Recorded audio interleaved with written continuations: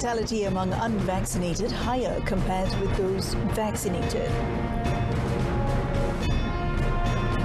WHO recommends booster for people with health issues or inactivated vaccine.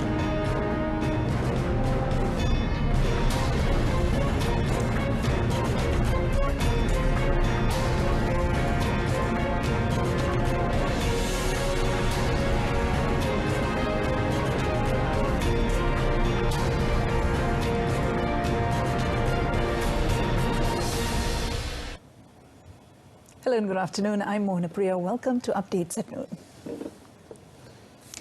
COVID-19 fatality is 20 times higher among the unvaccinated population as compared to the vaccinated population. In his Twitter account, Health Director General Tan Sri Dr. Nur Hisham Abdullah said the COVID-19 death trend in Malaysia continues to show a downward pattern with the wide vaccination coverage. He said Health Ministry data showed deaths among non-vaccinated and partially vaccinated are 3,200 person per mortality per 1 million population. Among fully vaccinated, breakthrough death is only 160 person per mortality per 1 million population, while in individuals who have received the booster dose, death is 4 person mortality per 1 million population.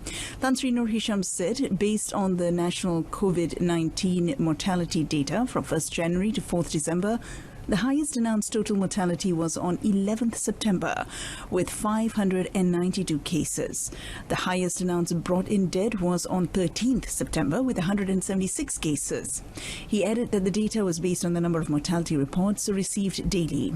According to the Health DG, so far, a total of 24,014 people died in hospitals and 6,046 were brought-in dead cases this year. The Royal Malaysia Police PDRM has assured that the security in Sabah is well under control, despite foreign media reports claiming that there were alleged plans by certain southern Philippines officials and Sulu militia to invade the East Malaysian state. Inspector General of Police Tan Sri Akril Sani Abdullah Sani said so far no confirmation had been received by his department to verify the intended plot. He said the information was believed to have been manipulated by those who were envious of the country's security level, as well as the close ties between Sabah and the southern Philippines. Tan Sri Akril said the police were always ready to deal with any threat, and efforts would also be intensified to detect and identify sleeper cells in Sabah, which may be involved in the conspiracy. According to him, any attempt to threaten the security and sovereignty of the country by any party will be subject to stern action. International media recently reported that a secret meeting was held on the 1st of December, organized by a senior Sulu local government official, attended by 19 mayors there, to discuss the establishment of the Royal Sulu Army to capture Sabah, with 11 of the mayors present agreeing to the plan. The attack on Sabah is alleged to have taken place in February next year. 2 men were arrested when the authorities seized liquor with unpaid duties and other items amounting to about 3.5 million ringgit in Bukit Tre near Muar. Commanding Officer of Battalion 5 of the General Operations Force, PGA Superintendent Dimin Awang, said the 29-year-olds were detained by a PGA team of personnel and officers from Battalion 5 while they were guarding a store. Superintendent Dimin further explained that 10 multi-purpose vehicles, MPVs, and 7 lorries believed to be used by the syndicate to distribute the alcohol were also seized. He said the estimated total value of liquor seized was 1.208 million ringgit, while the value of liquor tax was 1.23 million ringgit. He said authorities believed the syndicate has been operating for about 3 years, and the liquor was meant for the local market around the state. According to Superintendent Dimin, the syndicate's modus operandi was to buy barrels that contain alcoholic liquid essence and mix according to their own formula, then bottled and affixed with brand labels and customs duty stamps which were believed to be fake. Now, the case is being investigated under Section 135, Subsection 1 of the Customs Act 1967 and Section 75 of the Excise Act 1976, which covers the offence of making, processing liquor and possessing liquor-making equipment. The Home Ministry's main thrust of strengthening the country's border control set under the Aspirasi Keluarga Malaysia has been successfully implemented. Minister Datuk Sri Hamzah Zainuddin said the thrust, which outlined the 3 initiatives set by the ministry, was achieved through the cooperation of its agencies. Among other things, he said it was achieved with the country's border control being strengthened when the Royal Malaysia Police General Operations Force officially took over the functions of the Malaysian Border Control Agency at the country's border on 1st October. Meanwhile, on 11th November, Datuk Sri Hamzah said the government agreed to appoint former Public Services Department Director General Tan Sri Borhan Abdullah as the Single Border Agency Nucleus Team Chief, which will detail the establishments of a single agency to guard the country's gateways more efficiently and effectively. He added that on Monday, the ministry had launched an initiative to expand the functions of 11 PGA control posts in Sabah and Sarawak as police stations to help families living in remote areas obtain police services. The Ministry of Communications and Multimedia KKMM has so far recorded over 140,000 subscribers for the Keluarga Malaysia Teen Package and Keluarga Malaysia Device Package. Minister Tan Sri Anwar Musa said this was one of the achievements of the ministry under the 100-day Aspirasi Keluarga Malaysia AKM program as the number exceeded its target of 100,000. Kementerian kita ada 3 indeks utama untuk pencapaian yang kita telah berjaya capai 100%. Yang pertama, kita membuka semula industri kreatif. Sekarang ni kita mensasarkan 2,000 syarikat yang terlibat, tapi sekarang pencapaiannya hampir 4,000, double daripada jumlah sasaran syarikat yang kembali aktif. Sementara pelancaran program peranti remaja dan peranti keluarga Malaysia kita sasarkan 100,000 sehingga semalam sudah 140,000 lebih telah pun dilanggani oleh para remaja dan juga roll out bantuan-bantuan kepada penggerak-penggerak digital dan juga penggerak-penggerak syarikat-syarikat di bawah MDEC 40 over million. Roll out 100%.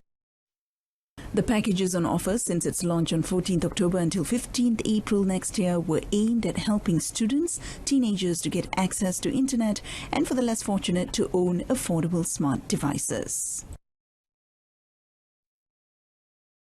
Tan Sri Anwar Musa yesterday also launched the Maxis e-Kelas mobile application, which offers a new digital learning experience to students.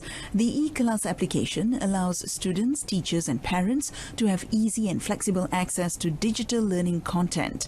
And this is a mobile version of the e-Kelas portal developed by Maxis earlier.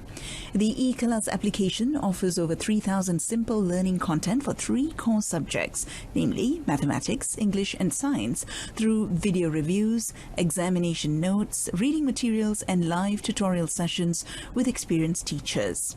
The e-Kelas learning content is for Year 4 up to Form 5 students and is expected to benefit over 50,000 students from 600 schools nationwide. The application can be downloaded for free from Apple's App Store and Google Play Store. Now, the government's move to import frozen chicken is a temporary measure to stabilize prices at the retail level. Minister of Domestic Trade and Consumer Affairs, KPD and HEP, Datuk Sri Alexander Nantalinggi, said currently there is more demand than supply. Therefore, the government decided to import frozen chicken to give consumers a cheaper price option. Datuk Sri Alexander also hoped that the retail level prices will decrease because there is more competition for supply of chicken. He said the government had tried to control the price of chicken through the maximum price under the Malaysian Family Maximum Price Scheme SHMKM.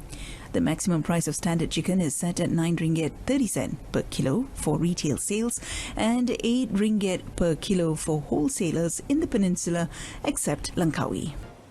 But first, a nippy winger Mohammad Safawi Rashid struck a brilliant hat-trick to inspire Malaysia to a 4-0 hammering of Laos for their second straight win in Group B of the 2020 AFF Cup at the Bishan Stadium in Singapore yesterday. Laos, who started the game by pounding the Malaysian goalmouth with 3 attempts in the first 5 minutes, were caught flat-footed when Malaysia launched a counter-attack with Mohammad Safawi coolly tapped in a pass from Arif Aiman in the 7th minute. 3 minutes later, Malaysia nearly doubled their lead, but Mohammad Shafiq Ahmad's header hit the post while the follow-up attempts by skipper Muhammad Aidil Zafwan Abdul Razak hit the bar. It was then left to Safawi to make it 2-0 for Malaysia when his header, off a corner taken by Arif Aiman from the left, sailed past Laos goalkeeper Keo Odon Sovana Sangso in the 34th minute. World number 154, Malaysia came back in the second half from and continued to bombard V. Selvaraj-coached Laos defence. The Harimau Malaya, however, did not have to wait long for the third goal, as off to a quick counter-attack, defender Sharul Saad received a through pass from Badrul to slot home in the 78th minute. 2 minutes later, Safawi completed his hat-trick and his 4th in his campaign when he latched on to a through pass from substitute R. Kogileswaran before steering a grounder to the right side of the Laos goalmouth. The win over Laos is just the tonic they need as they prepare to face defending champions Vietnam on Sunday. Meanwhile, the national squad has been dealt with another blow in their AFF Cup campaign in Singapore as 2 more national players have tested positive for COVID-19. Head coach Tan Cheng Ho said the 2 were winger Mohammad Akir Abdul Rashid, who was named man of the match in the opening Group B fixture against Cambodia on Monday, and defender Quentin Cheng. The latest development sees 4 out of 24 players from the Harimau Malaya squad in Singapore currently unavailable due to testing positive for COVID-19, with goalkeeper Mohammad Khairul Azhan Mohammad Khalid and winger Mohammad Faisal Abdul Halim testing positive on Sunday. Mohammad Khairul Azhan and Faisal Halim, both asymptomatic, were ordered to undergo self-quarantine for 10 days and are almost certain to miss the first 3 Group B matches. And finally, in golf, University Technology Mara UiTM emerged overall champions in the 48th Inter-Public Universities Golf Championship held at the Kota Permai Golf Club, Glenmarie Golf Club and Sultan Abdul Aziz Shah Golf Club, Shah Alam. UiTM emerged champions after winning 2 golds, 3 silver and 2 bronze medals at the championship. The championship also saw 296 golfers representing the staff of 15 universities competing in 4 categories: gross, net, VVIP and invitation. University Putra Malaysia, UPM, and University Sultan Zainal Abidin UNISA won 2 gold medals each, while University Malaysia Perlis Unimap clinched a gold and 2 silvers. University Kebangsaan Malaysia UKM bagged 2 silvers and a bronze. And with that, we conclude today's edition of Updates at Noon. In our top story today, WHO recommends a booster for people with health issues or inactivated vaccine. Tune in to News at 10 coming up at 10 p.m. on saluran Berita RTM on My Free Views channel 123. Or you can also stream the news by surfing RTM Click. I'm Mohana Priya. Thanks for watching and have a great weekend.